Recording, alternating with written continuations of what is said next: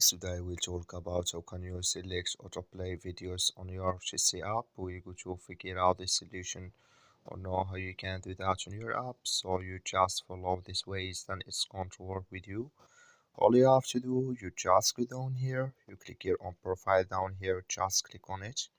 When you just click here on profile, it's going to take you to your profile. It's going to show for you like this here. So then all you have to do next, you just go here, go above this sign, click on it.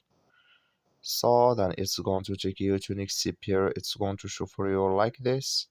Click here on autoplay videos here. So then here can you select if you want to add always or only on Wi-Fi or never. When you select, you click here on done. That's all you have to do to select your autoplay videos. That's all. I wish you I get it.